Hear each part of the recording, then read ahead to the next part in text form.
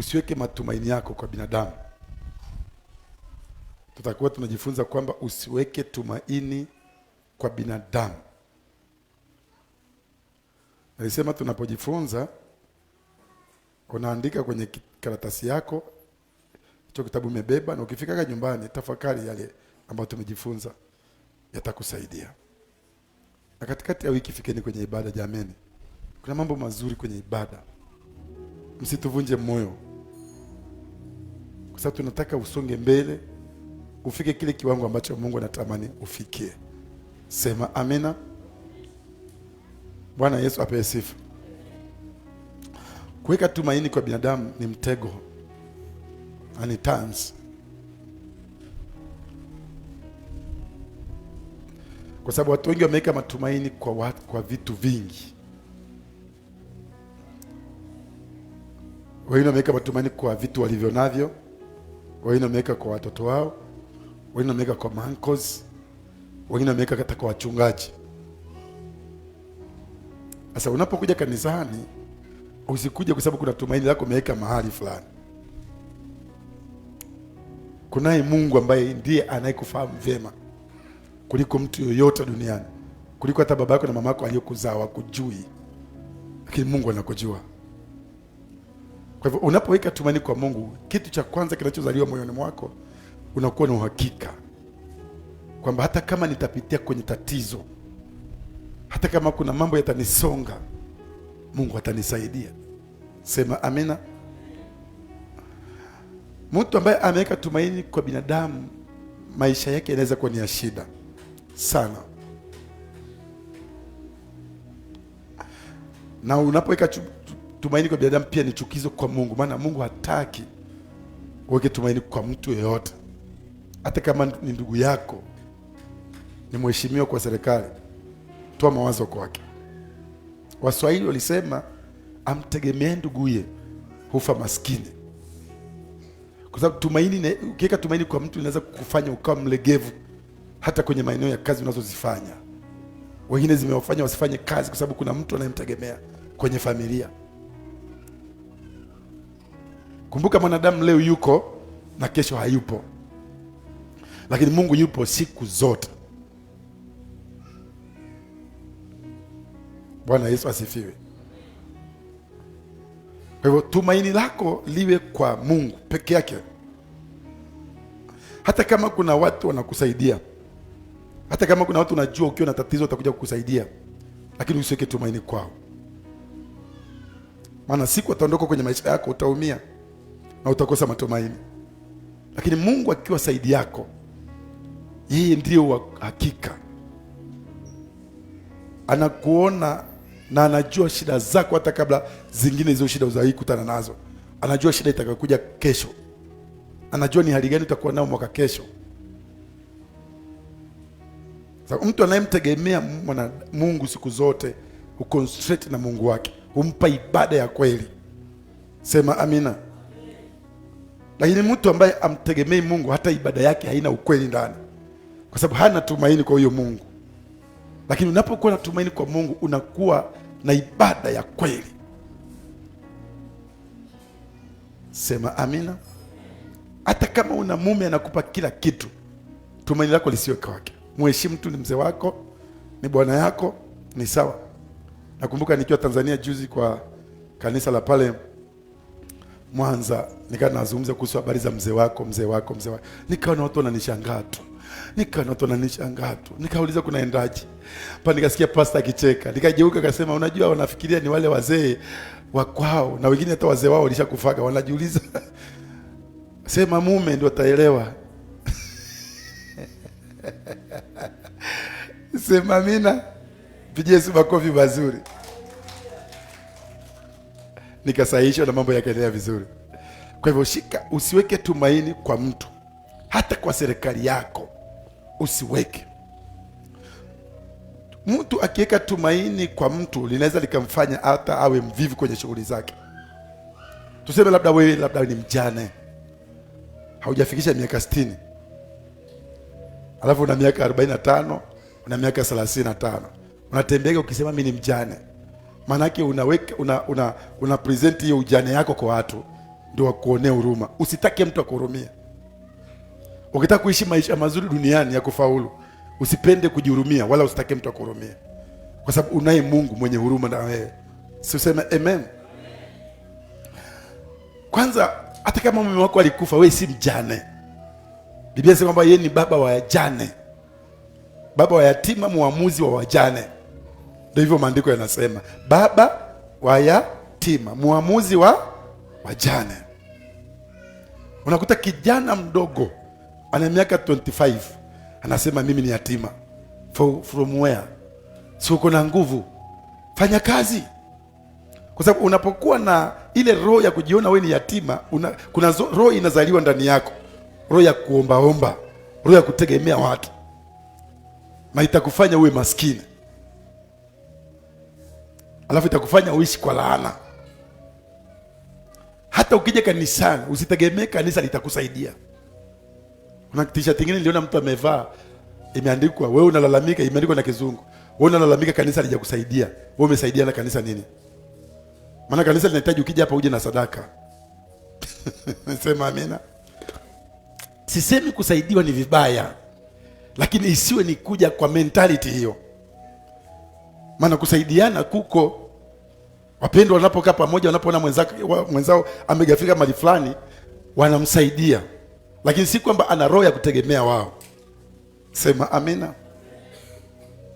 Bwana Yesu asifiwe. Mungu anataka umtegemee yeye. Unajua ukitegemea Mungu utakuwa strong. Itakufanya uwe strong katika mambo yako. Itakufanya uwe na bidii katika shughuli zako. Kwa sababu unajua sina mtu akunisaidia, ni Mungu. Naye Mungu anapoona umeweka akili yako kwake, anakupa nguvu ya kufanikisha mambo yako. Si useme amen? Atafanya watu ambao hukuwategemea wewe, ni Mungu atawaleta. Alimwambia Yakobo, nitafanya watu kwa ajili, kabila za watu kwa ajili ya maisha yako. Lakini hakumwambia aende awategemee ama wangoje. Yeye aendelee kufanya mambo yake. Mungu mwenyewe anajua vile atafanya. Sema amina. Hata mchungaji akiwa mchungaji, alafu akiangalia watu, alafu akaona hawa watu ndio tegemeo la maisha yangu, hawa ndio kila kitu kwangu, hawa ndio tasomesha watu. Kwa sababu mchungaji akishakuwa tegemezi la watu, akiangalia yule anaitwa sadaka kubwa sana, hata wakati atakapokosea atashindwa kumkemea, kwa sababu ameweka tegemeo lake kwake. Wewe huwezi kemea Mungu wako ambaye ndiye anakufanya uishi. Si useme amen? Wangapi wamenielewa? Ndio maana hapa tulikataa mambo ya majina, ili ukitoa hata kama umetoa 200 tusikufahamu. Wewe utoe kwa ajili ya Mungu wako. Si useme amen? Maana ukikuta mtu kingine kimekaa kimekunja 4 hivi, kimeshika hapa, wewe unahubiri na ameweka maji pale kama boss. Nafikiri Mungu hapa ametusaidia hapa wako. Bwana Yesu asifiwe. Sema amina. Alafu unajua kabisa kuna kitu amefanya ambacho sio cha kimungu, unashindwa kumkemea. Maana unapokuwa mtu akutegemea watu, watakununua nafsi yako, watainunua na roho yako, na mbingu unaweza ukaikosa. Ndio maana unaona makanisa mengine, mtu ambaye anatoa pesa nyingi akihama kanisa, yaani utakuta watu wazee wa kanisa wote wamehamia nyumbani kwake kumtafuta. Maana wao ndio kuna resort na wako na rekodi zako vile unatoa pesa zako kanisani. Mchungaji anawaambia nendeni haraka. Wasipompata mchungaji atachukua V8 ache kwenda kumfuata. Lakini maskini asiyetoa kanisani akitoka, hakuna mtu ana shughuli naye. Kwa sababu kuna wako pale, kwa sababu kuna kanisa moja nilihamaga, mchungaji akanifuata pale nyumbani kwangu. Kiwango anajua. Akaniambia sasa wewe ukihama, alikuwa ameniruhusu kabisa kwa sababu siku ama kwa ubaya. Nilimuita nikamwambia baba, mimi nahama. Kuna kanisa nitahamia, sababu nahama kwenye mtaa, sitakuwa kwenye huu mtaa tena. Kwa hivyo siwezi kutoka kule nije hapa. Na kwa uzuri mimi sikuwa nimekuwa mshirika wake. Mimi niwaambieni kukoka kwangu kulikuwa ni kwa ajabu. Nilikuwa na baba yangu aliyenizaa, akaniponya ugonjwa niliokuwa nao kupitia yule Mungu ambaye alimtumia. Si useme amen? Kwa hivyo nikaa natembea makanisa ni kila neno, kwa sababu pale mali niliponea hakuna neno. Ni miracle, simama, tembea, kiwete, simama, ukimwi, pona. Hasa mambo ya kufundishwa pale ni ngumu. Kwa hivyo mimi nilikuwa na tanga nikitaka kujua neno la Mungu. Kwa hivyo nisije kubali kuwa mshirika mahali. Sema amina. Walikuwa wanaletea mpaka vile vikaratasi vya kuandika jina, mahali pa kuwa members, wewe ni nyume, ni new visitors, naweka tiki huku juu, huku kwingine nasema no, mimi sijakuwa mshirika. Lakini nilikuwa natoa sadaka. Ama fungu la 10 natoa. Kwa hivyo akanifuata kaniambia, mchungaji Zaka, kaniambia hapana, mimi sijakubali kukuachilia. Na umeshaniombea. Kaniambia sasa itakuwaje? Akasema wewe unajua wewe tunategemea fungu lako la 10. Hivi nikuulize, kama singekuwa na roho ya Mungu, si angeniweka kiburi? Angenifanya nijisikie kumbe mimi ndio nategemewa pale. Mimi moyoni nilimhurumia. Japokuwa mimi nilikuwa mshirika. Roho Mtakatifu akiwa ndani yako anakufanya unakuwa kama mtu mzima. Umekaa kama umekoma na hujakoma. Anakujulisha vitu ambavyo kikawaida wewe hauna uhalisia, yani si kitu ambacho unakifahamu. Lakini Roho Mtakatifu anakufundisha. Sema amina. Bwana Yesu asifiwe. Kwa ukikuta mtumishi anategemea watu kwamba fulani ndio anatoa pesa nyingi, yule fulani pande, sasa unakuta anakosa authority ya kuhubiri.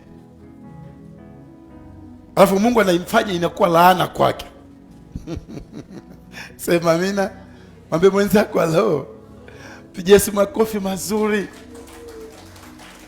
Na ninawapenda kwa sababu ninyi hata mkitoa fedha yenu amtaki mwandike majina. Hiyo pia imewafurahisha. Jipigie makofi mazuri. Kuna mtu ukisema sasa mimi sitaki bahasha yenye majina, kwake inakuwa kwazo. Maana nataka pasta ajue mimi natoaga. Sasa mtu alikwambia hiyo kanisa nilipata shida sana, hawakunisaidia na mimi ndio nimekuwa nikitoa pesa kwa hiyo kanisa. Vile nilikuwa natoaga. Kwa hivyo ulikuwa unatoa kwa kanisa la watu, sio la Mungu. Maana mtu akitoa sadaka kwa Mungu huwa anasahau. Si useme amen. Maana anajua amepeana kwa nani? Kwa Mungu. Mwambie jirani yako unapeana sadaka kwa nani? Bwana Yesu asifiwe.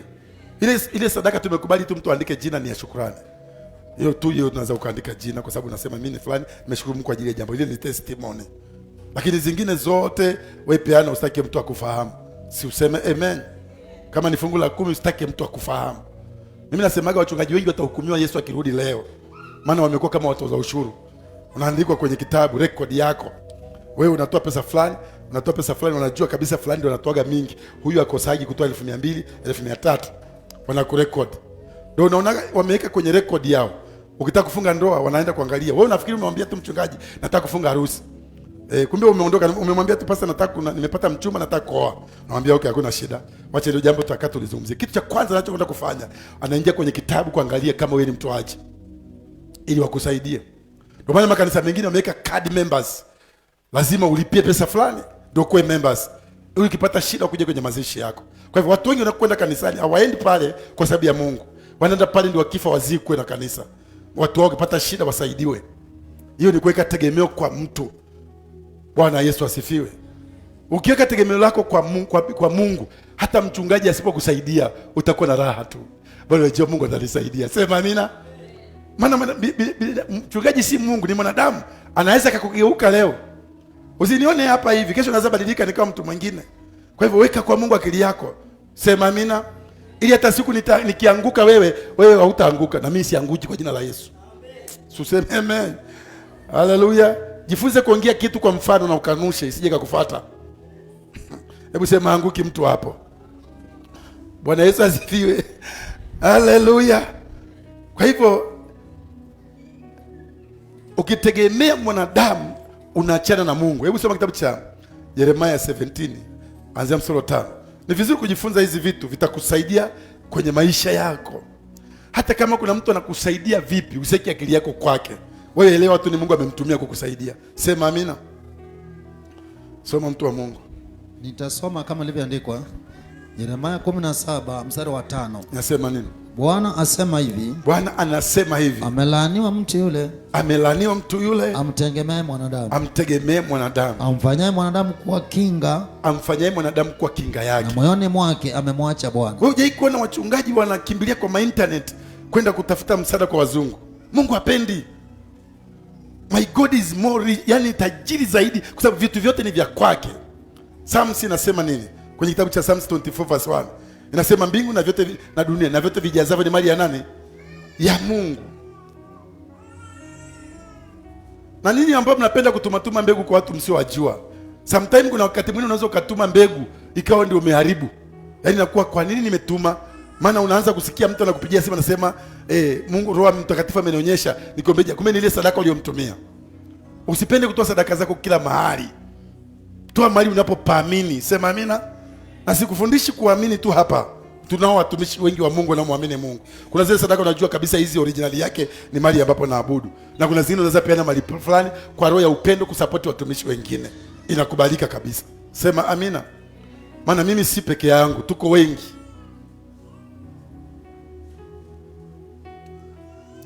Bwana Yesu asifiwe. Sasa unakuta mtumishi wa Mungu, wale watu wanafanya nao vikao sana, wanakutana kila saa, ni wale ambao wanatoa pesa. Wale ambao wanatembea kila kwao, maskini watembelewi. Ndio maana mimi hapa sitembelee mtu yoyote. Uwe tajiri, uwe maskini, mimi niko neutral. Sema amina. Mimi ukiniona kwako wewe shukuru Mungu. Hayo zako hello. Na sikuji kwako kwa sababu ya kuchukia. Mimi siwezi kuja mbali sijaliko. Ukinialika nakuja. Si useme amen. Siku nyingine hapa alikuwa na watu wapendwa hapa, mama nani pale nilalika nikaenda kwao, mama Alex, wengine wakanialika hapa, nikaja kasikia tumaneno. Pastor anapendeleaga watu wanaenda kwa watu. Wewe umenialika? Hujaniita nikakataa kuja. Na mimi sijali kwako kuna kitu ama hakuna. Huku duniani kuna mtu amekuja na kitu. Tumekuja wenyewe. Kwa hivyo hata kama kuna mahali pa kukaa tutakaa chini wote. Na pengine siku hiyo ndio Mungu atachilia neema. Hiyo nyumba ilikuwa haina kiti, itaanza kuingia sofa set. Maana mtumishi wa Mungu haizi kanyaga mali for free. Akikanyaga mali lazima Mungu afanye kitu. Suseme amen. Ukipokea mtumishi usimpokee kikawaida. Amemwakilisha Mungu. Usimuone yeye. Hata hapo ukiniona ni mimi hakuna vile utafanikiwa. But ukijua niko hapa kwa ajili ya Mungu, lazima utafanikiwa. Biblia inasema kwamba anayewapokea ninyi amempokea nani? Kristo. Na ukimpokea Kristo umempokea Baba wa mbinguni. The Bible says. Kwa hivyo tuko hapa tukimwakilisha Mungu. Sema amina. Hujaisikia malalamiko watu wanasema hiyo kanisa isaidiagi watu. Kwa hivyo ulikuja hapa usaidiwe. No. Mimi nikisema ulikuja hapa usiweke mimi, ni mfano natoa. Hiyo ndio injili yangu na ubirigi, usiwasema sasa kwa ni mimi. Maana neno likimchapa mtu anasema ni mimi anasemaga. Ni wewe ujue, tubadilisha mind. Sema amina. Mwambie mzako allo. Bwana asifiwe. Kwa hivyo usitegemee mtu anasema hebu soma rudia tena. Yeremia 17 mstari wa 5. Bwana asema hivi. Bwana asema hivi. Amelaaniwa mtu yule. Amelaaniwa mtu yule. Amtegemee Bwana. Amtegemee mwanadamu. Shetani ametoa hiyo neno kabisa ingine hapa. Amelaaniwa mtu yule amtegemea nani? Mwanadamu. Mwanadamu. Amfanyaye mwanadamu kuwa kinga. Anayemfanya mwanadamu kuwa kinga yake. Moyoni mwake amemwacha Bwana. Moyoni mwako umemwacha. Yaani Mungu ni chukizo kwa Mungu. Mkumbuke Mungu mliye naye ana wivu. Hiyo ndio uiandike kwenye herufi kubwa kwa nyumba yako. Mungu ni Mungu mwenye wivu. Anapoona umetoa moyo kwake, ukaelekeza kwa mtu. Sema amina. Bwana Yesu asifiwe. Hapo ndio unakuta uko kanisani unaabudu lakini Mungu hayuko kwako. Maana in your mind kuna vitu umeweka, kuna watu umeweka kwenye moyo wako. Na umemwacha Bwana. Na wengi wamemwacha Mungu bila kujua. That's why mapepo yamepata nafasi ndani yao yakawaingia. Sababu shetani anapoingia mahali, Biblia inasema kwamba amelaaniwa. Kwa hivyo ukishalaaniwa huko kwenye hukumu, maana shetani hakuna authority ya kukupiga. Hebu endelea mtu wa Mungu. Mstari wa 6. Mstari wa 6. Maana atakuwa kama fukara nyikani. Anasema atakuwa kama fukara nyikani. Hataona yatakapotokea mema. Hataona yatakapotokea. Hujaikuonaga kama mtu tu kidogo tu, unasikia ndugu akilalamika, mimi hawanisaidiagi, ndugu zangu ni matajiri, hawanisaidiagi. Ni matajiri kwa ajili yao, sio kwa ajili yako. Tuseme amen. Kwa ajili ya familia zao na wao. Wajitaka kukusaidia, wewe shukuru Mungu. Kwa sababu mtu mwenye kulalamika hajasaidiwa na ndugu zake, ni kwa sababu ameweka tegemeo wapi? Kwa ndugu zake, mpaka unakuwa na kinyongo. Ndugu yangu ni tajiri na maplani, kwa ni yako? Tafuta yako. Mwambie jirani yako sio yako. Sema amina. Fanya bidii, ndio hata ukiwa na yako unasemaga mimi sijasaidiwa, nilimtegemea Mungu, nikafanya kazi kwa bidii, Mungu amenisaidia. Sema amina. Kwa sababu mwanadamu ana uwezo wa kukusaidia, anaweza kukuinua na kukushusha. Lakini Mungu akikuinua hakuna kukushusha. Suseme amen. Hii ndio shida ya kutegemea mwanadamu. Maana unaweza ukashangaa ukasikia mtu anatembea pale anasema kama sio mimi asingekuwa na hizi maduka. Kama sio mimi asingekuwa amevaa vile anavaa. Mimi ndio nilimsaidia. Mwanadamu akikusaidia ana masimango. Lakini Mungu akikusaidia kuna mtu anaanza kukaa na kikao naye. Anakusaidia forever. Sema amina. Pigia Yesu makofi mazuri kama unanielewa. Bwana Yesu asifiwe. Mtu wa Mungu usitegemee kitu chochote kwa hiyo. Hata kama uko na magari, uko na nyumba, uko na kila kitu, usitegemee. Nani akasema kama ningelitegemea dhahabu yangu, Ayubu na mali nilionayo. Ukienda kule mwisho anasema waamuzi wangenihukumu maana Mungu alikuwa ananijua moyo wangu. Useme amen. Ndio maana unaona Ayubu pamoja kwamba alipigwa, mali yake ikaribiwa yote, mpaka watoto wake wakafa wote, kila kitu kikaribika, lakini moyo wake haukutoka kwa Mungu. Shetani alimwambia Mungu, hebu nyosha mkono wako umguse, maana Mungu alimuuliza umetoka wapi? Kitabu cha Job chapter 1 from verse 6. Mungu ana negotiate na Shetani. Anamuuliza Shetani, umetoka wapi? Ambaye nimetoka kuzunguka huko na mumo na huko. Anamuuliza, umenionea mtumishi wangu Ayubu mwelekevu, mtu aliye safi, mtakatifu, mtu mwenye haki, na hakuna mtu kama huyo duniani. Yaani Mungu alikuwa anaongea na maringo. Sema amena. Asiseme amen. Shetani akamwambia, atakosaje kukupenda? Atakosaje kukuabudu? Mtu umempa mali, umempa mabinti wazuri, umempa wafanyakazi kibao, umempa heshima katika nchi, alafu sitoshe umemzunguka na ukuta wa ulinzi. Atakosaje kuabudu? Nyosha sasa mkono wako, guse mali yake, tuone kama atakufuru. Shetani mjinga.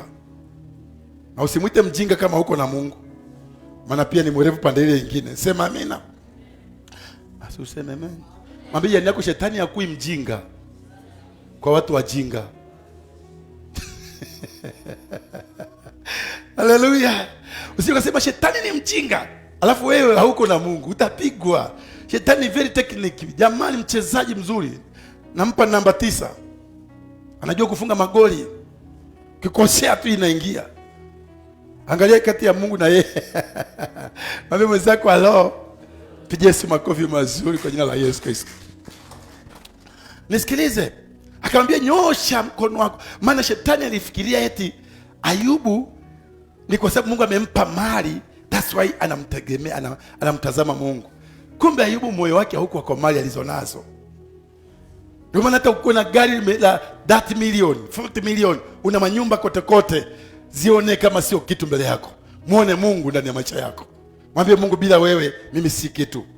Ndio maana Mungu alihakikisha matajiri wasiomtegemea Mungu watajua hawajui. Una pesa, unatembea na oxygen, una magari lakini una kisukari, una mapresha, magonjwa yanakupeleka mpaka India. Maskini akiugua hapa kidogo ananunua chloroquine pale, akikunywa story imeisha. Tena hiyo ni mara moja kwa mwaka. Si useme amen. Mwambie mwenzako halo. Tajiri anapata shida. Nasema hivi, kama umeokoka magonjwa sio sehemu ya maisha yako. Sema amina. Yesu alipigwa ufanyaje? Upone. Kama umeokoka, talaka sio sehemu ya maisha yako. Matajiri wanatalikiana, wanaoa, unakuta watoto wao wamekuwa walevi. Unakuta tajiri na magari lakini watoto wanatembea miguu iko hapa. Yaani unakuta watoto ni wachang'aa, ndio wanavunja, wanaibia watu, wanakula madawa kulevya, wameharibikiwa na akili. Kisha na tajiri anakuambia, mchungaji, mimi na watoto lakini mimi na hasara, nina mali, sijui nani atakayemiliki mali zangu, maana watoto wangu wote wamekuwa hovyo. Maana alidhani mali yake ndio Mungu wake. Mungu akamwonyesha, sasa sikiliza, wewe ni maskini. Ndio maana kitabu cha Ufunuo ile sura ya 3, hebu soma hapo mtumishi wa Mungu. Shikilia tu hapo mali nimekuambia usome, usikimbie hapo. 3:16 mpaka 17, usikilize. Haleluya. Amen yako iko chini. Amen. Bwana Yesu apewe sifa. Amen. Soma mtu wa Mungu. Nitasoma Ufunuo 3:16. Kwa sababu una uvuguvugu. 17 soma. 17. Ufunuo 3:17. Kwa kuwa wasema mimi ni tajiri. Anasema mimi ni tajiri. Nimejitajirisha. Wala sina haja ya kitu. Nawe aujue ya kuwa. Nawe ujue ya kwamba. Wewe u mnyonge. Wewe ni mnyonge. Na mwenye mashaka. Na maskini. Na kipofu. Na uchi. Nakupa shauri. Yaani Mungu anakuona wewe, unajifikiria uko wewe ni tajiri. Mungu anakuona maskini. Hivi nikuulize swali. Wewe umeenda kwa tajiri, umekaribishwa. Wao wanakutengenezea kuku. Ina mafuta vizuri, imechemshwa na mafuta vizuri, imewekwa chumvi, imewekwa kila kitu. Lakini wakati wanaleta vitu kwa meza, wanaleta vyakula vya aina mbili. Maana ya tajiri ni mchemsho. Wewe yako unakula nzuri. Nani tajiri kati yako na wewe ambaye amekukaribisha kwa nyumba yake? Si ujibu. Who is rich? Sema I am rich more than you be. Sijui nisemeje hapo. Mwambie jirani yako I am rich more than you know. Shauri yako kama hiyo kizungu haikai vizuri, tajipanga mwenyewe. Sema amina. Kwa hivyo unapoweka tumaini kwa Mungu, unaweka kwa vitu, unaweka kwa watu, Unaika, ndio maana unakuta kuna watu huku duniani hawezi kuishi bila nabii. Nabii ndio kitu chake. Yaani shida ikipatikana tu nabii. Wewe nabii kazi yake ni kukuelekeza kwa Mungu. Ukishaelekezwa kwa Mungu, achana na huyo nabii. Tembea na nani? Mbona usemi kwa sauti? Kazi yetu sisi watumishi wa Mungu ni kukuelekeza kwa nani? Alafu ukishafika uacha kutusumbua. Kana Mungu wako, sema amina. Consent na yeye, atakusaidia. Hawezi akakuacha kamwe. Mungu anapokuita mtumishi wa Mungu, mapasa nyinyi mko hapa, Pastor Joshua, Pastor Emmanuel na wale wengine, niwaambieni kitu, ukienda kufanya kazi ya huduma usiweke kazi akili yako kwa watu. Kwanza kitu niwaambieni ukweli, matajiri wakujaji kanisani. Watu wa kwanza utapata ni maskini. Na matajiri wakiingia usije ukasahau maskini waliowekwa hapo. Hao maskini ndio watakuwa matajiri. Ndio maana mimi siombagi Mungu alete matajiri. Naombaga Mungu atajirishe watoto wangu. Hujasema amen kwa sababu nielewi. Unajua kuna watu wanaenda kuomba, unakuta mtu amefunga siku 20 anasema, "Baba, ninataka matajiri wakuje kwa jina la Yesu. Ninawakomandi matajiri wakuje." Mungu nipatie matajiri. Na hao wako hapo. Kama Mungu anaweza lete matajiri, sio nguvu uitumie kukomandi watu wako wabarikiwe. Sema, mwambie mwenzako wewe barikiwa, msukume mwambie barikiwa wewe. Mwambie tena barikiwa wewe. Cha kukaa kiuzuni kanisani. Bwana Yesu asifiwe. Kwa hivyo Mungu hataki mtu anayetegemea. Endelea pale kwa kitabu cha Yeremia. Mstari wa 7. Amebarikiwa mtu yule. Amebarikiwa mtu yule anayemtegemea Bwana. Anayemtegemea Bwana. Ambaye Bwana ni tumaini lake. Ambaye Bwana ni tumaini lake. Maana atakuwa kama mti. Anasema atakuwa kama mti uliopandwa kando ya maji. Uliopandwa kando ya maji. Uenezao mizizi yake karibu na mto. Sikiliza. Anasema amebarikiwa mtu yule anayemtegemea Mungu. Yaani kama una uncle tajiri, una nani matajiri, una watu ndio maana nasemaga hata ukisomesha mtoto wako usimsomeshe kwa malengo aje akusaidie. Siku atafeli utamuua. Maana tumaini lako limefeli. Lakini ukimsaidia mtoto ili kesho akifika asaidike, Mungu atakunyanyua huko nyuma. Hata akija akikuletea kitu akuletee kwa sababu ni shida uko nayo. Anakuja na adabu. Nisema amina. Mtoto anakuja kukutembelea, anakuta umepaki hapo, unakuta Benzi, anakuta Prado, anakuta BMW, anahesabu pana, baba yangu ni noma. Kwa hivyo hata hiyo umeleta ni ndogo. Ni heshima tu. Sema amina. Mwambie jirani yako hello. Hii itakusaidia. Na wacha nikwambie, makanisa mengi unayaona, watu wengi wanakimbilia kanisani ili wapate msaada, si kwa upate Mungu. Ukitaka kumwona Mungu kwenye maisha yako, don't go. Usiende kanisani kusaidiwa. Nenda kwa Mungu mwenye ambaye ana uhai wako. Mwenye anajua unapoingia, unapotoka. Sema amina. Kama Mungu atataka kanisa likusaidie, yeye ndiye ataamuru watakusaidia. Lakini si wao, ni Mungu. Hallelujah. Sema amina. Bwana Yesu asifiwe. Wengine wameweka matumaini yao kwa serikali za dunia. Na ni makosa. Unakuta watu ambao hawajaokoka, wanatembea, watu ambao hawajaokoka wanatembea kule wanasema haki yetu, haki yetu. Na Mkristo yuko pale ameokoka, haki yetu. Haki yako iko kwa Yesu ama iko kwa rais wa nchi hii? Muulize mwenzako, haki yako iko kwa nani? Sisi tuna mfalme asionekana kwa macho ya binadamu ambaye ni provider. Sema amina. Yaani yeye akikuprovide ni forever. Akikuacha ni wewe umemwacha. Yeye hachagi mtu, hana sifa hiyo. Ukikuta mtu ameachwa na Mungu, ni yeye aliacha Mungu. Maana alishasema sitakuacha, sitakupungukia mpaka mwisho. Hata kama utakutana na hatari njiani, atakusaidia. Utakutana na hatari, atapigana kinyume na maadui zako. Sema amina. Mbe mwenzako, tegemea Mungu. Asema amebarikiwa mtu yule anamtegemea Mungu. Atakuwa kama mtu uliopandwa kando ya maji, uenezao mizizi yake kando ya vijito vya maji. Biblia inasema kwamba hata kama kutatokea nini? Hebu malizia hapo. Hautaona hofu wakati wa hari. Yaani wakati wa hari hakutakuwa na hofu. Yaani kutokea jua liwake mpaka liwe kali kiasi gani, ule mti unanyonya maji. Haleluya. Sema amina. Mwambie jirani yako, mti huo ni wewe.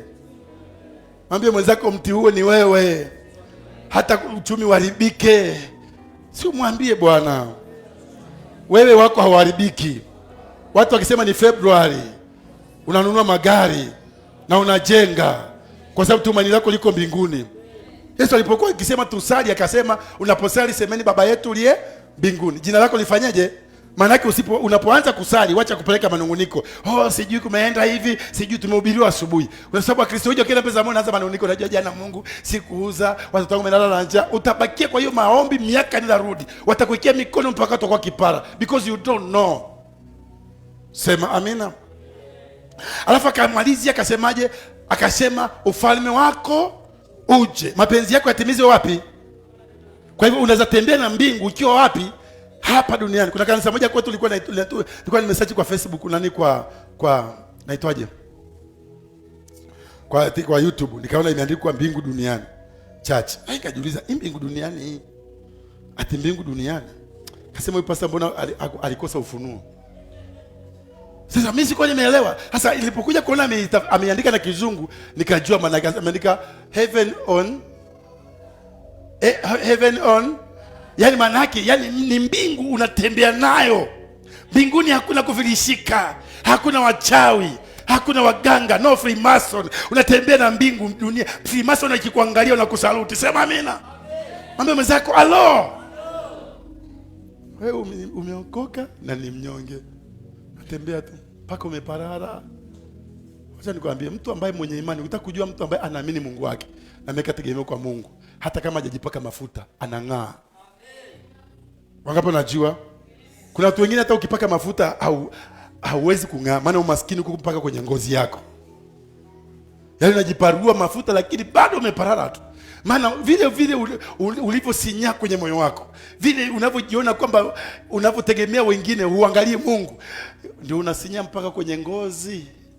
Mambo ya kiroho na kuyafikiria ni magumu. Haleluya.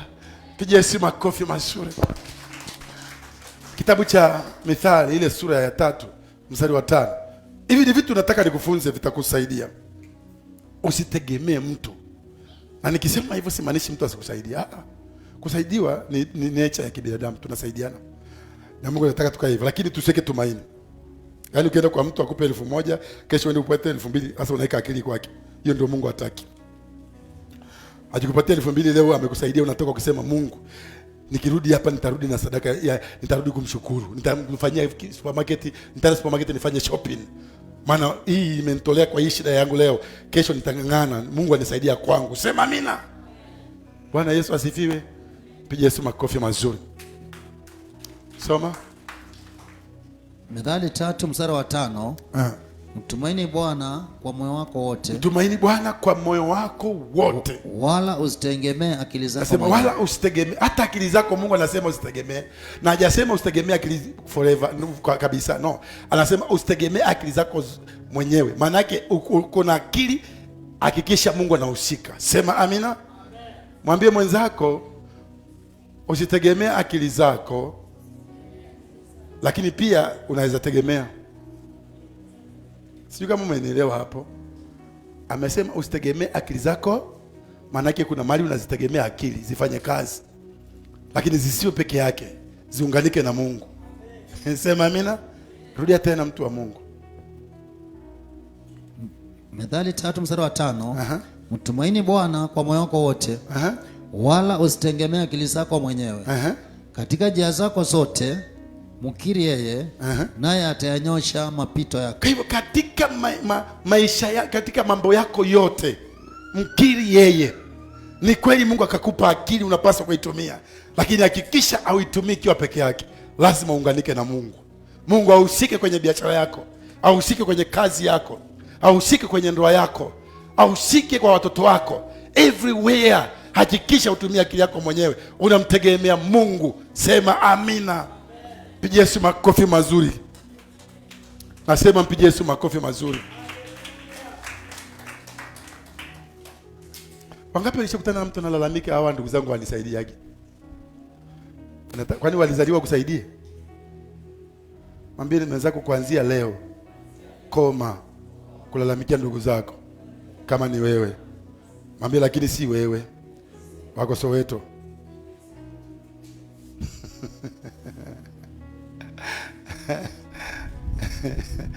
Bwana Yesu asifiwe. Yaani mimi naangaliaga jamani, nasemaga tunajiita wa Kristo without faith. You know, when you say kwamba wewe ni wa Kristo, maana yake una imani. Na imani ndio everything in your life. Imani ndio kila kitu, kwenye uchumi wako, kwenye afya yako, kwa ndoa yako. Ni siku moja niliwaambia watu, mimi siamini divorce kwenye ndoa. Ninapoona mtu ameacha mke wake, yeye kamfukuza, akamwambia mimi sikutaki tena, ni kumaanisha amekosa imani ya kusimamisha nyumba yake. Kuna vitu havitegemea akili yako, vinamhitaji Mungu. That's why hata mchawi akiona unamletea shida, ameolewa na wewe mwanaume uko hapa, akaona unamletea shida, anakuendea kwa mchawi, anakamata hizo akili zako. Kile atakachosema utafanya. Hasa jiulize swali, mchawi na Mungu nani zaidi? Mbona na wewe usifanye hivyo? Bwana Yesu asifiwe. Unamtegemea Mungu kwa kila jambo. Kama umeingia kwa hii kanisa na kwenu wanaachanaga, hapo hakuna kuachana. Hiyo neema iko hapa, itakutembea na wewe. Na ndoa yako itakuwa smart. Wale wako smart kwenye ndoa zao, inueni mikono. Nataka msimame ni waone. Wale mko smart kwenye ndoa zenu, simameni ni waone. Na mkinidanganya wale wenu, sema amina. Sio unaona? Kuna shuhuda nyingi. Wako smart. Wewe umeona jamaa amesimamisha kanisa nzima hapa, hiyo nyumba yake ni ya ibada. Nakuja nije nibebe sadaka ya kila mtoto. Karibu sana. Bwana Yesu asifiwe. Kuna amani.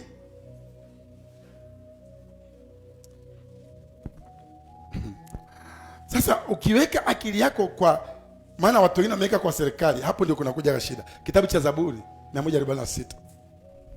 146 from verse 1 mpaka 5.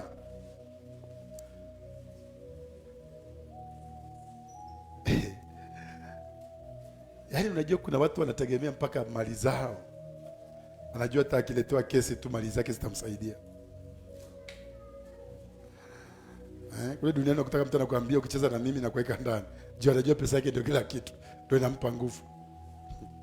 Kuna mali pesa inakosaga nguvu. Unaitumia itumiki.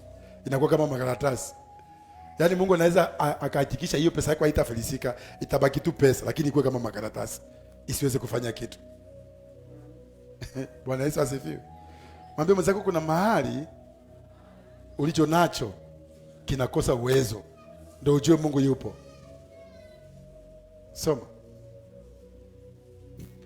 Itasoma Zaburi 146 mstari wa kwanza. Haleluya. Ee nafsi yangu msifu Bwana. Nitamsifu Bwana maadamu napoishi. Unasema 140 ngapi? 6. Itaanzia mstari wa 3. Usiwatumainie wakuu. Hapo, asante. Usiwatumainie wakuu wala binadamu, ambaye hakuna wokovu kwake, ambao hawana wokovu ndani yake. Pumzi yake hutoka, hurudia udogo wake, anarudia kwenye udongo wake. Siku ya mawazo yake yapotea. Heri ambaye Mungu wa Yakobo ni msaada wake. Sikiliza, usiwatumainie wakuu. Wakuu ni watu ambao wako kwenye serikali, wanaongoza nchi. Ni kweli, kapige kura, ni haki yako. Tamani kuona kiongozi mzuri, sawa, lakini ushike tegemeo kwao.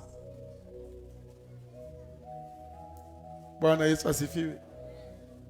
Hivi unajua kanisa linapaswa liwe na nguvu mpaka serikali ikija kanisani na inama. Unajua hivyo? Ndio maana ukiona mchungaji yote anajipendekeza kwa serikali, yule alishafilisika. Huwezi kwenda kwa serikali unajipendekeza ndio upate kibali kwa watu.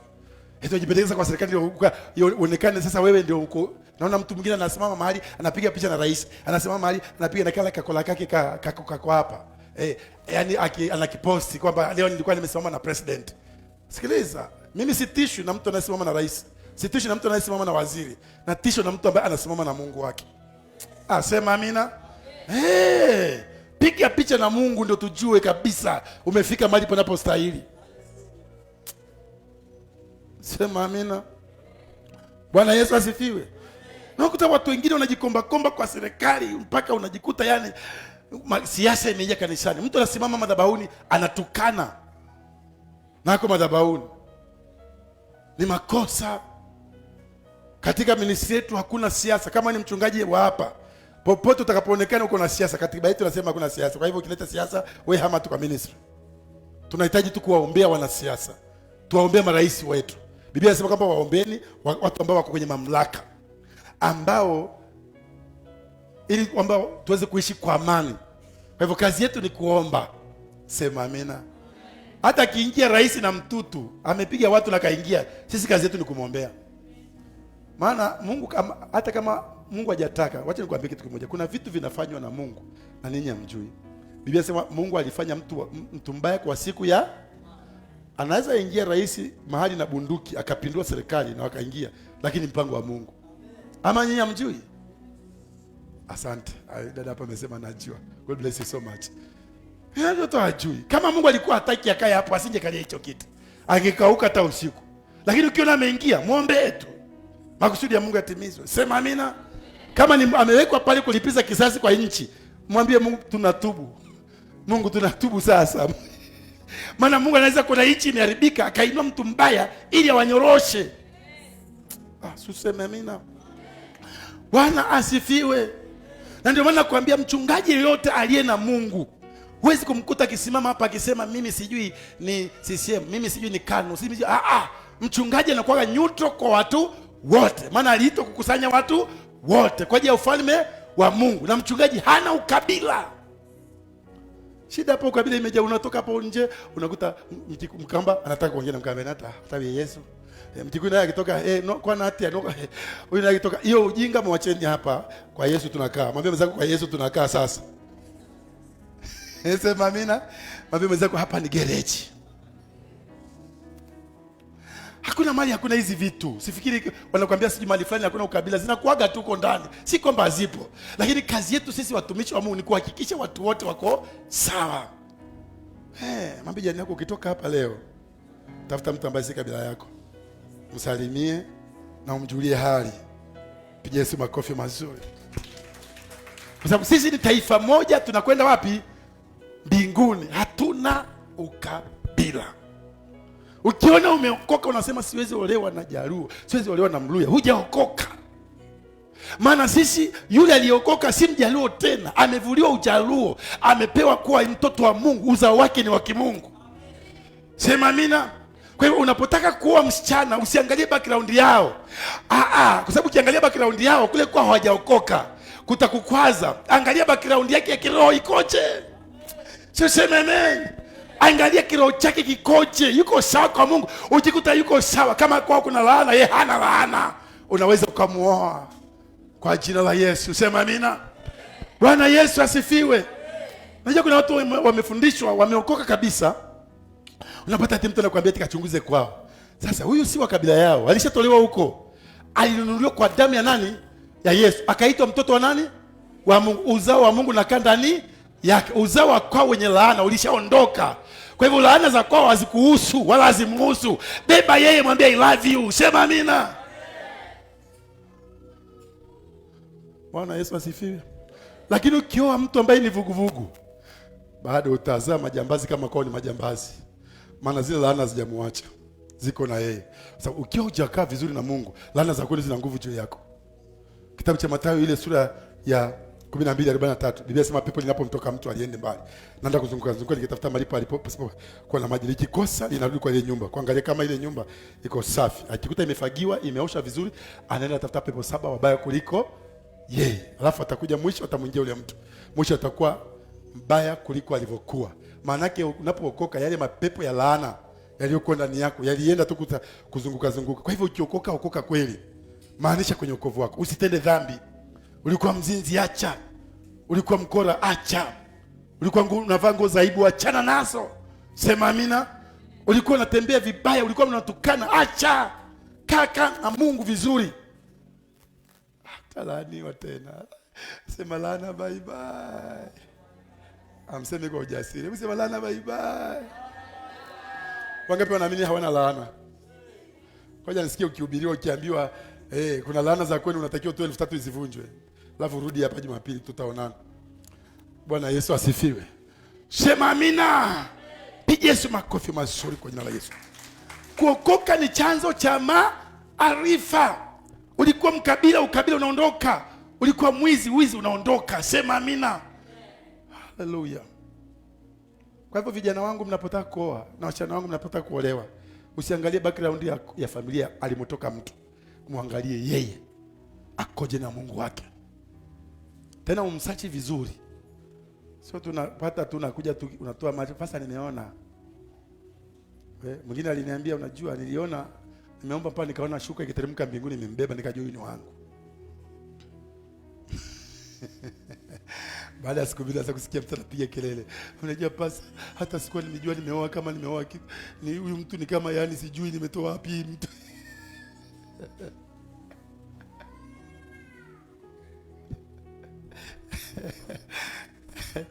Alafu hapa tumepata neema. Watu wanakuja hapa wanatengenezwa wanaolewa. Alafu wanapendeza.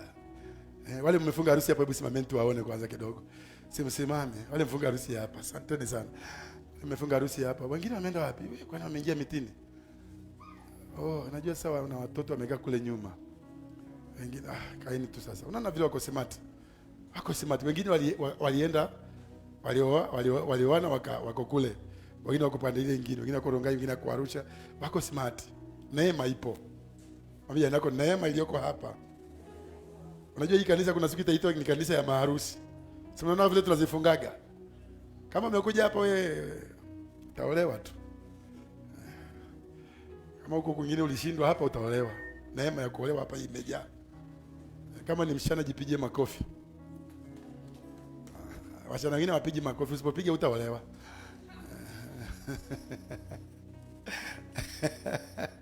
Bwana Yesu asifiwe.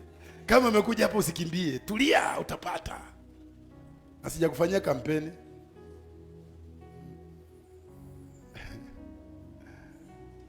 Bwana Yesu asifiwe. Sasa unapoweka akili yako kwa serikali, wanaposema uchumi mbaya, maana akili yako ilikuwa kwa serikali, uchumi wako utaharibika. Tumeelewana Nasema ni heri kutumainia Mungu kuliko kutumainia wakuu ambao hawana wokovu ndani yao. Hakuna mkuu wa nchi atakwambia eti ana wokovu, atakwambia nitakuletea stima hapa. Lakini tangu umemchagua miaka 5 hujaimuona. Mwingine kule kwetu alisemaga akichaguliwa watoto ataika mahela mfukoni. Kwani anakiona cha kutengeneza hela yeye. Waongo. Siasa ni uongo unaofanana na kweli, lakini neno la Mungu ni kweli. Mwambie jirani yako siasa ni uongo unaofanana na kweli, lakini neno la Mungu ni kweli. Ndio maana ukimpata mtu ameokoka na akawa president lazima backslide. Maana hicho kiti kina mambo yake. Wengi walienda pale hawako vile alikuwa. Tuna rais mwingine anaitwa nani huko sijui Zambia, ambaye alikuwa ni mkubwa wa makanisa yote ya ZAG. Maana kanisa la kuna TAG, kuna KAG, kuna ZAG, kuna UAG. Hii makanisa ni moja tu, lakini inaenda kulingana na ile nchi vile ilivyo. Baada ya kuchaguliwa, siku hizi anabebaga familia yake yote wanaenda Ulaya tu. Hela ya nchi inatumiwa tu. Hata mambo ya kanisa hiyo hayuko tena. Si unaona ameisha. Ukitaka kutembea na Mungu, wacha kujichanganya kwenye siasa. Unaruhusiwa kuongea uovu wa nchi, lakini usiingie kwa siasa. Sema amina. Tumeelewana Mwambie jirani yako alo. Maana kuna mtu akiona wanasiasa hapa anaona pesa. Na siku moja tuliletea mwanasiasa hapa. Alikuwa ni mbunge wa hii area. Alikuwa mbunge wa hii area. Na mwenye alimwalika kuja hapa nikamfuata nikamwambia please. Maana aliniambia pasa unajua kuna mbunge wa hapa anakuja. Nikamwambia tafadhali. Akija kama wewe ndo mamalika mwambie asikuje kuleta story hapa. Walikuja timu kubwa. Hao watu hata ukiombea wafungagi macho. Na wanakuaga mawe. Unaika mikono ni kama wako mawe.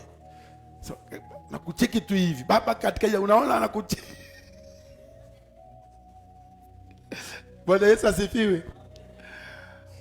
Nikashukuru Mungu tulikuwa na Rambe wakasimama hapo, walikuwa grupu kubwa. Na kule nje wamesimamisha jeshi kubwa sana. Nakumbuka hiyo wakati. Jeshi lilikuwa limesimama pale nje. Wengine wana sura ngumu unashindwa hawa kweli wameokotwa wapi hawa? Akasimama akasema mimi nimekuja hapa sijakuja kuleta siasa.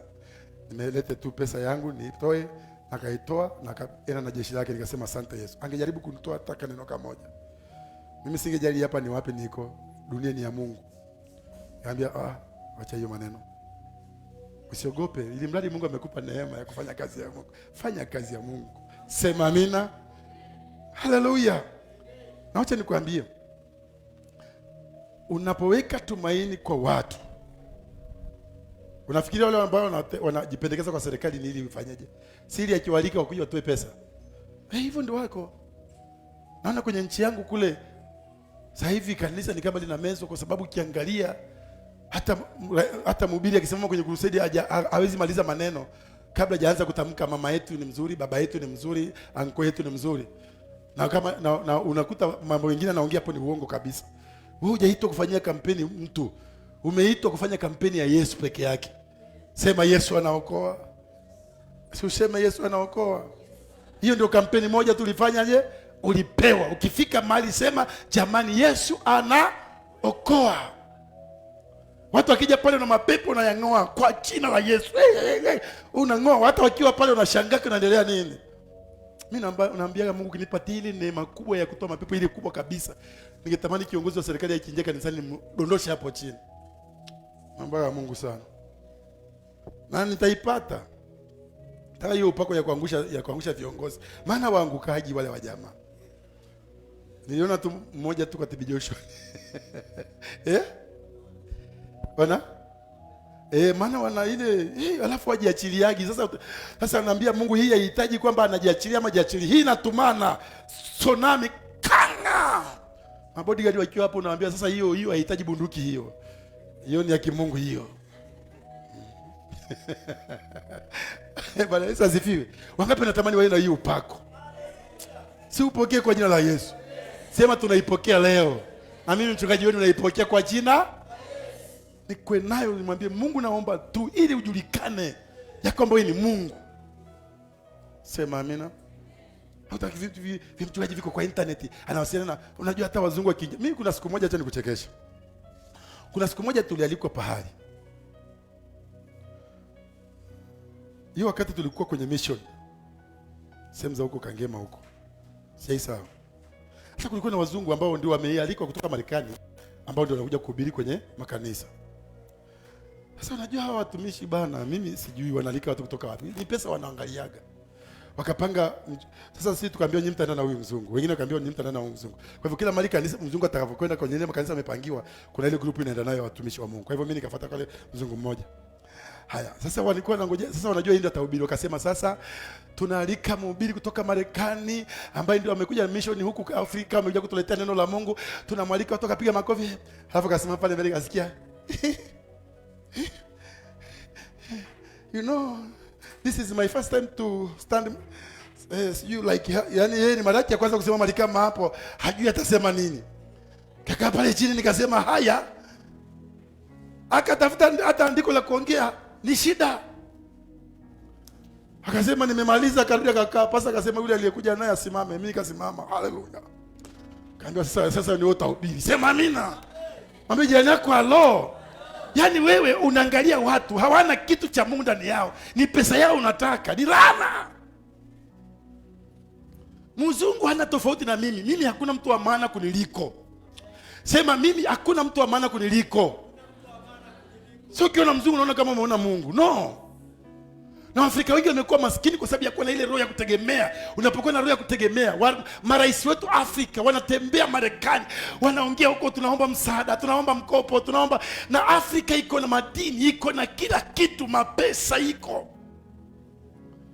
Afrika ina uwezo wa kusomesha watoto bure, watu waende hospitalini bure, watumie stima bure, watumie maji bure. Maana tuna mali nyingi. Wazungu wanatuibia, unapeleka kwao na turudishia. Ndio maana tunapata tunaishi kwa shida. Si useme amen.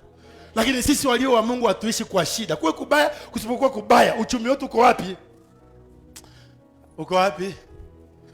Bwana Yesu asifiwe. Amelaaniwa mtegemee na moyoni mwake amemwacha nani? Mungu. Kuna rais mmoja ametokea na mpenda. Anaitwa Traore. Wangapi wanamjua? Burkina Faso. Jamaa amesema mambo ya uzungu hapa, toa hata ile makofia ya majaji, hiyo ni ya kizungu, tutembee na utamaduni wetu. Akasema hata hiyo lugha yao sitaki. Amelipa madeni yote. Sema amina. Akasema tunaweza kujitegemea bila wazungu. Ametengeneza viwanda 53 watt.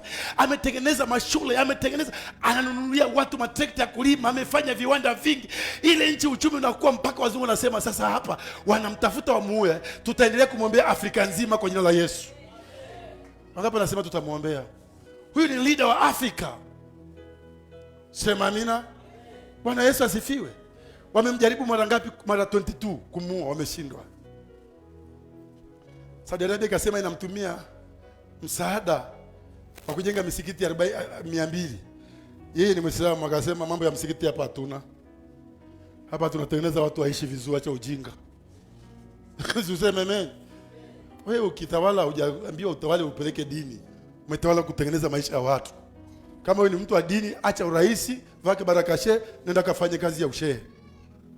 Useme amen. Lakini yeye akasema mimi sikuitwa kuwa shehe hapa. Ndio nione uzuri wa msikiti. Hiyo msikiti ya kazi gani? Hao ndio marais tunawataka. Alafu hakuna kwenda ngambo, hakuna kutembea tembea ngambo. Sijui marais wanatembea, mawaziri wanaenda ngambo, kwenye vikao hakuna, ni hapo nchini. Na uchumi umeinuka mpaka anazungumziwa kila mahali. Ukifungua internet utaona Burkina Faso. Kila ukifungua internet, wangapi wameona? Wazungu wanamzungumzia ajabu. Marais wetu wanatumisbehave. You know, sisi tuko na mali. Wazungu wako na teknolojia. Tubadilishane, tuwape mali, wao watupe teknolojia. Si useme amina. Lakini ile mentality ya kusema mimi ni maskini, utakuwa maskini. Usiwahi tegemea mtu kwenye maisha yako, na usiwahi kuona mtu ni wa maana kuliko wewe. Wewe ni wa maana. Watu wananielewa kweli? Mwangalie jirani yako, mwambie unajua wewe ni wa maana. Mwambie tena wewe ni wa maana. Mimi mwezi kuletea mzungu amekaa hapa. Siku nyingine nilikuwa hapa kanisani. Wacha nikuchekeshe siku moja. Tumealika mtumishi wa Mungu kabisa. Wangapi wanakumbuka? Alikuwa mtumishi wa Mungu wa Kongo. Wale ambao mlikuwepo ni wacha niseme kwa sababu mnajua. Tumetengeneza semina nzuri ya wiki nzima. Tumealika Mkongo ambaye nilimwona kihubiri mahali na amehubiri vizuri. Nikampenda yule Mkongo. Nikamwambia na kualika kuja kufanya semina kanisani kwetu. Alikuja kuhubiri mara ya kwanza hapa, watu wakabarikiwa sana. Tulimtest Sunday watu wasikie, ndio akija wajue, na ni vizuri kabla sijaleta mchungaji ahubiri semina hapa, ahubiri kwanza Sunday. Mjue kama na kitu cha Mungu. Sije kama ni wale makayanja. Si ni sawa Tuseme amen. Okay, semina ilikuwa sijui inaanza sijui saa 10 sikumbuki. Tumefika hapa kanisani. Jamaa tunamngojea hafiki. Natoka nje sasa, nimeandaa watu. Na tumealika makanisa mengine huku, watu wamekuja, kanisa ilikuwa vizuri sana. Watu walikuwa wamejaa hapa, ni wa makanisa tofauti tofauti. Nikasema tutaendaje huku Mungu? Nampigia simu, namwambia uko wapi? Anamwambia pole mchungaji. Unajua kuna wazungu wamekuja huku. Sasa nimeenda kuwapokea, hata nataka niwalete kanisani kwako, wako na madola. Kwanza alivyoniambia kuna madola alichafua roho yangu. Mimi sijaitwa kwa madola, nimeitwa kwa ajili ya kazi ya Mungu. Sema amina. Kama ni dola Mungu atakuguza, utanipatia dola ukiwa Afrika. Maana wewe ni Mungu, Mungu ako ndani yako. Sema amina. Nikamwambia, nikaona nimkanushie kwenye simu, nikasema hapana, nimemheshimu na mke wake tena amekuwa wa heshima sana kwetu. Kwa naheshimu mke wake sana. Nikavumilia tu mpaka kafika. Alifika hapa akakuja na wazungu wengi. Akasema huyu mmoja mpaka kona ndege. Alikalia kiti karibu kivunjike, maana kimenenepa kiko huku. Kaa hapo akakaa hivi anateseka, yani kaangalia nimekaa hapa. Mimi sasa hiyo na hasira, akaja akasimama hapa. Akasema Bwana asifiwe, amen. Akasema mimi ni mtume, niko na makanisa 100. Nazungumza na kizungu. Wakati nilikuwa sishiki vizuri kama sasa hivi, lakini nilikuwa nashikashika kidogo. Akasema niko na makanisa, mimi ni mtume, niko na makanisa 100. Na hii ni moja ya makanisa yangu. Kwa hivyo anaintroduce kwa wazungu kwamba hii ni moja ya makanisa yake. Nilimwangalia na jicho lingine akajua nimekasirika. Maana sina lugha ya kuongea wazungu wanielewe. Ningekuwa na hiyo lugha ningesimama niseme wewe ni mkora kwa jina la Yesu. Hata wazungu melete wanasikia waligawia watu madola huko nje. Na walikuwa kutoa wanavuta sigara huko nje. Walikuwa wanavuta sigara wako huko nje, wanakaa hapo wakitoka wanavuta sigara. Wakora. Yaani Mwafrika anajidunisha. Wewe ni wa maana. Hata kama wewe ni mweusi kama Msudanisi, wewe ni wa maana. Sema amina. Bwana Yesu asifiwe. Nikaja nikamwambia mchungaji, umenikosea sana. Haya. Alikuwa anaishi nyumba kingine kikosiu wapi? Akahama kaimia nyumba ambayo analipa 60,000 kwa mwezi. Kumbe wale wazungu wamesponsor. Sasa siku moja kanipigia simu akasema njoo nyumbani kwa mimi, nikamtafuta nikaenda pale. Na tulienda na Sokoro. Tukakaa. Mimi nikamkuta amekaa hapa. Nyumba ya kifahari. Alafu amekaa hivi anasema, unajua wewe ulikataa wazungu. Angalia sasa mali naishi. niko na wifi wakati ulikuwa hajapenya kama sasa hivi. Sasa hivi niko na wifi, nalipa 1500 kwa mwezi, nyumba nalipa 60,000, watoto wangu wanasoma shule nzuri, niko vizuri. Nikasema wewe ni pumbavu tu kwenye moyo nikasema wewe ni maskini tu, wewe pumbavu na adabu. Bwana Yesu asifiwe. Mimi huwezi kuniataki na pesa, ni ataki na uwepo wa Mungu. Sema amina. Na mimi nakuombea Mungu uwe na hiyo roho. Pokea hiyo roho kwa jina. Uwe na kiburi cha Yesu. Sio ukiona pesa. Kuna watumishi wengine ukiwaikia pesa hapo mpana wana natetemeka. Unashindwa huyu atakuwaje kiongozi wako wa kiimani? Mimi hata weke milioni ngapi hapa? Hasinisumbui. Ni kitu gani kitanisumbua kwa hii dunia? For what? Tegemeo langu ni Mungu. Sema amina. Fungua kitabu cha Mithali 16. Sio sura ya 3 ama ni wa 2. Soma hapo tusikie mtu wa Mungu. Usitegemea mtu. Tegemea Mungu. Ukitegemea mtu utakuwa na laana. Hata kama ndugu yako ni matajiri wanakaa Marekani, sahau kama una ndugu anakaa Marekani. Fanya shughuli kwa bidii. Mtegemee Mungu, atakupatia utajiri. Akitoka Marekani ametoka na gari 2, ametoka na nyumba moja, anakuta uko na kampuni kama 3 Afrika. Sema amina. Wangapi wanaamini hiyo? Wangapi wanaamini wanaweza kuwa na kampuni waandike wazungu? I believe it. Si upokee hiyo neema. Sio unakiona mzungu unaona ni pesa. Mzungu ni kama wewe.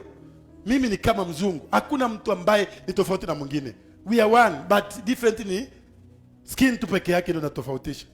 Lakini hapa tuko sawa. Sema amina. Ndio na pastor mwingine hapa Kenya nilimpenda sana. Hali alikuwa kwa Marekani, wakaenda kahubiri, wakamletea madola. Alafu alipomaliza kumletea madola, wanajua ni Mwafrika amekuja Marekani anahitaji mapesa. Alipoweka zile madola pale, akasema yuko wapi yule kiongozi wa kanisa? Akasema hizi pesa nimebariki kanisa. Mwafrika anabariki wazungu. Sema amina. Akasema yes of course. Wakamwambia tumekubali. Akasema no. Mimi nimeleta kile nimebeba, nimeshawapatia. Mimi narudi kwetu. Na sitaji nauli yenu ya ndege. Na sio kama nawachukia, nimewaonyesha kwamba tunaye Mungu ambaye ni tajiri. Sio sema amen. No, watumishi wengine wanabadilisha kibao kila siku. Leo unakuta kinaitwa Jesus Discipleship Ministry. Kesho unakuta kinaitwa Old Harvest. Kesho unakuta kinaitwa Full Gospel. Yaani unabadilisha vibao ili kukoni wazungu. Kuna makanisa yanaweza kuwa na shiriki ya ajabu. Kiona mtu anabadilisha ministry, amesha communicate na mzungu huko, anamwambia hii ministry yangu nataka sasa ikuwe ile ministry yako. Amepewa mpaka majina, kila kitu, anabadilisha kibao saa hiyo. Akiondoka na kirudisha tena kile cha kwao. Anarudi kanisa anasema nimeona ule mzungu atazipelekana. Kumbe ni pesa alikuwa anataka kwake.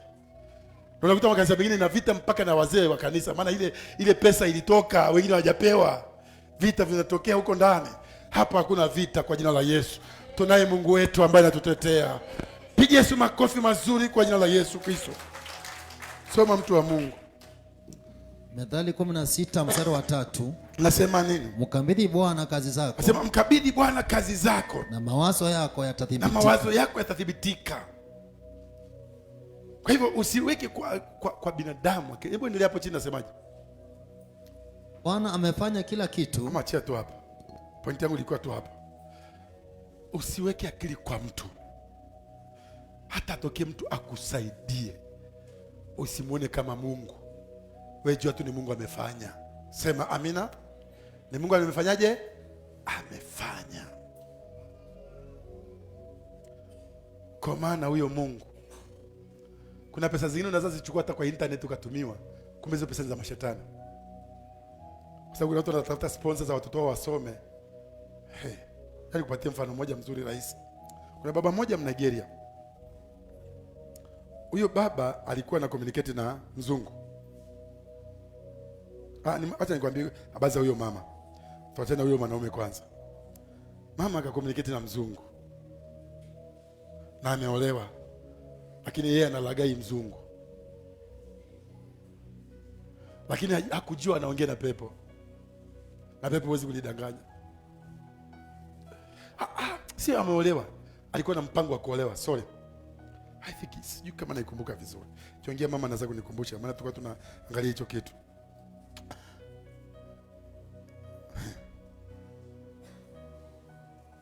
Okay, acha niende kwa mwanaume. Si nikaongea kitu ambacho hakipo. Mwanaume ana communicate na mwanaume anakuwa ameketi na mwanamke kwa Ulaya, wanaahidi kwamba wataoana. Kwa hivyo yule mwanamke akawa anamtumia madola yanaingia, dola inaingia. Hasa kumbe huko Afrika kuna mchumba mwingine anaenda kufunga naye harusi. Hasa siku amefunga harusi, maana kule si anajua anadanganya mjinga. Wakati wameingia tu nyumbani bedroom hivi tu, akaona yule mwanamke amemtokea. Unajua wanaongea kwa video call, wanaonana. Akaona yuko hapo ndani na mlango umefungwa. Sasa anamwambia si uliniambia hujaoa? What is this? I'm your wife. Na uwezi kuoa mwingine. Mke wake anashangaa, jamaa anaongea, anajaribu kutafuta ni nani. Haoni. Kuna pesa unaweza ukachukua utumie, na hizo pesa zikukosti maisha yako. Usipende kutegemea watu. Pesa zile za kishetani. Hujaona kuna makanisa watu wanasaidiaga watu. Wacha nikwambie, si kila kanisa unaona linagaia watu unga, linagaia watu vitu, ukadhani ile kanisa lina nia nzuri. Wengine ukigawia maisha yako itabaki Falkland. Maana natumia nguvu za giza kubeba nyota za watu. Sio sema amina. Sio kila kitu utapewa ufurahie. Vitu vingine vitakosti maisha yako. Maana ukisikia hii kanisa ya Jesus Discipleship wamefungua, hasa wanagawa unga, wanagawa mchele, ndio mnajaa kabisa, watu wanajaa. Maana akili zao ziko hapo. Lakini kuna wanaosaidia watu kwa nia nzuri. Yule jamaa akamwambia, kwani sasa itakuwaje? Akitoka akaona nyoka iko hapo, akaiua, akaingia sitting room. Aliua nyoka 7. Alipomaliza nyoka ya 7, kila kitu akienda sitting room akiua, akienda chooni anaipata, anaua. Akienda pande na hizo nyoka bado ziko hapo zimekufa. Na si nyoka ile, ni mapepo tu. Mwisho macho akakufa. Na anasikia sauti za hautaolewa. Mimi ndio mke wako. Yule mama aliteseka sana kusikia mtu anaongea na mtu amuoni, ikabidi ampeleke kwa mtumishi wa Mungu. Jamaa alikuwa amekaa pale, macho hayaoni kabisa, na sijui kama alikuwa anaamini kama ataona. Maana hata ungemwangalia kama huna imani utaamini kama ataweza kuona. Sababu yule mtumishi alikuwa pale, akawauliza shida ni nini, ndio akaelezea. Ndio mtumishi akasema watu wengi wameafektiwa na Facebook. Watu wengi wameafektiwa na internet. Maana mnaingia kule kutafuta misaada. Kwa sababu unajiona wewe huwezi kufanya. Kama ni kazi, jamani, fanyeni kazi kutegemea Mungu. Sema amina. Pigie Yesu makofi mazuri kwa nanielewa. Wakaombea ule jamaa, mapepe kamtoka mengi sana, akafunguka na kaanza kuona. Mke wake alilia machozi mengi. Hasa wakaitwa watu ambao wameafektiwa na internet. Watu walitoka wengi. Hizi Facebook mnakuwa mnaongea, mnachati na watu msiowajua. Facebook kuna shetani. TikTok kwanza ndio balaa kabisa, ndio ya shetani yenyewe. Unaweza ukakuta Mkristo yuko kanisani hapa, unaona ameokoka, lakini ukimkuta katika TikTok yuko hivi. Amekaa sijui wewe uliitwa na Mungu, uko hapa kwa ajili ya Mungu. Mambo ya dunia achana nayo. Biblia inasema kwenye kitabu cha Romans chapter 12 from verse 1. Hebu soma tusikie. Bwana Yesu apewe sifa. Sema amen. Amen yako iko chini. Sikiliza. Kama ukiingia kwenye Facebook soma neno la Mungu. Ukiingia kwa sisi tuite nini? Uko na Facebook yako, uko na naitwa nini? Uko na YouTube yako, hizo zote zifanye kuonyesha Mungu wako. Ndio hata adui akikupata hawezi kukuaffect maisha yako. Kuna watu wameingiwa na mapepo kutoka kwa Facebook. Unachati na mtu eti nitakuoa. Yaani wewe una akili kweli? Wewe mtu mpaka anajua kujiandika kwa Facebook anatafuta mtu wa kumuoa. Ameona wangapi? Ndio aje akuone wewe. Nakumbuka kuna mtu mwingine waliniambia eti waliwasiliana kwa Facebook hapo kona, wakutani hapo kona. Sasa ile anaenda kuona yule mtu alikuwa anawasiliana naye, akasema Yesu. Anachukua simu apiga aone kama ni yeye anapokea. Ndio nakuja. Sasa ni mimi.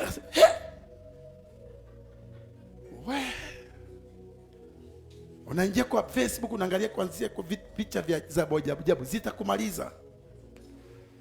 Neno la Mungu ukiona pastor ameweka post yake pale usome neno la Mungu unasema ni refu sana, lakini ya udaku ya mambo ya kijinga unasoma hata unatamani hata ifike kesho ukisoma. Kwa sababu ulimwengu wa giza umekukamata. Soma mtumishi. Warumi 12 mstari wa kwanza. Unasema nini? Basi ndugu zangu, na wasihi kwa huruma zake Mungu, itoeni miili yenu iwe dhabihu iliyo hai, takatifu, ya kumpendeza Mungu. Endelea mstari wa pili. Ndio ibada yenu yenye maana. Wala msifuatishe namna ya dunia hii, lakini mgeuzwe kwa kufanywa upya nia zenu. Kwa kufanywa upya. Yaani usifuatishe mambo ya kidunia. Kila mtu yuko kwenye TikTok hiyo sio portion, hiyo sio sehemu yako. Wewe umeitwa kumwakilisha Mungu.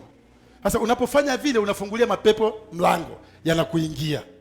Ndio maana unakuta uko addicted kwa hiyo Facebook, uko addicted kwa TikTok, huwezi ukatoka hapo ndani. Klasa ni hiyo tu. Ukisikia mahubiri kwa TV huwezi kuangalia. Ukiangalia dakika 2 umelala. Ukichukua Biblia ukisoma dakika 1 umelala. Sababu adui amekukalia. Lakini ukiingia kwa internet, macho yako pale. Ukiona dada amekaa uchi ndio hapo macho inakwama kabisa. Ndio unasikia vichekesho vimewekwa kwenye TikTok. Unasikia TikTok saa zote. Unaona mtu uko tu hapo. Macho mtakufa macho mapema. Habije nako alo. Madada mpo? Hizi simu mnazotumia, be careful. Bwana Yesu asifiwe. Hoja kutata wa mama wengine kabisa, mama wanakosana na mume wake kwa sababu ya TikTok. Yuko tu hapa. Mzee anamwambia vipi tunataka kwenda hivi. Angoja kwanza. Anaangalia tu vichekesho.